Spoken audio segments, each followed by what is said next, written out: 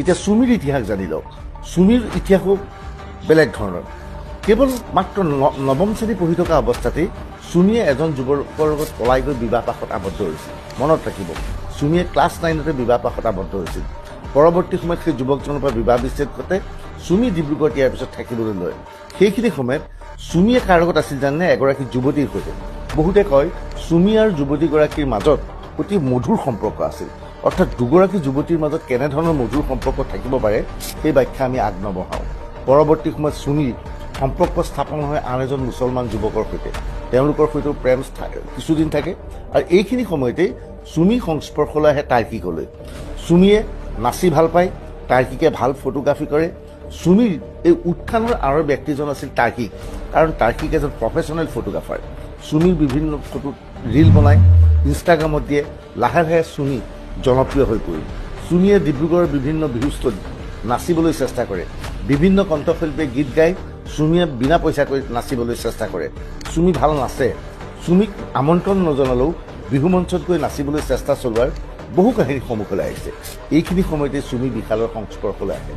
বিশালে বিনিয়োগৰ কথা কয়, চুমিও বিশ্বাস কৰে আৰু ইয়াৰ পিছত বিশালৰ হৈ এজেণ্টৰ ৰূপত কাম কৰে চুমিয়ে।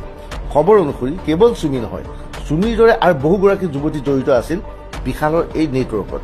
এই যুৱতীসকলে বিভিন্ন ব্যক্তিক প্ৰলোভিত কৰে আৰু বিশালৰ তাত ট্ৰেডিং কৰিবলৈ অনুৰোধ জনায় আৰু সেই ব্যক্তিসকলে লোভত বিশালৰ তাত ধনত বিনিয়োগ কৰে আৰু 3 মাহ 4 মাহৰ মূৰত বিশালে জনায় যে আপুনি ইমান % প্ৰফিট পাইছে, লাগে যদি লৈ যাওক।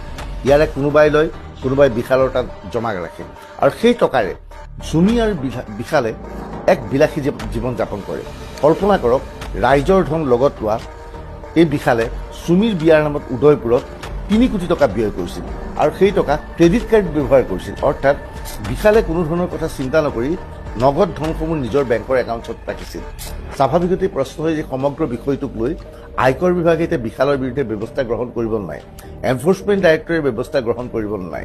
আশা কৰা হৈছে অসম আৰক্ষীয়ে বিশালৰ এই একাউণ্টছৰ বিষয়ে ইনকম টেক্সত অৱগত কৰিব বা এনফৰ্চমেণ্ট ডাইৰেক্টৰেট অৱগত কৰিব। তাৰ পিছত সমগ্ৰ বিষয়টো ভিন্ন ৰূপ ধাৰণ কৰিব। আচলতে বিশাল এজন ক্ৰিমিনেল মাইণ্ডেড মানুহ আছিল। গতিকে বিশালে মানুহৰ পৰা ধন লৈ ব্যয় কৰি দিবলৈ কোনো ধৰণৰ চিন্তা কৰা নাছিল। বিশালে কোনো চিন্তা এইবাবেই কৰা নাছিল, সৰুৰে পৰাই এনেবোৰ মনোবৃত্তিৰ সৈতে তেওঁ জড়িত আছিল। বিশাল সংক্ৰান্তত আপোনাৰ মতামত থাকিলে কমেণ্ট ছেকশ্যনত লিখিব পাৰিব।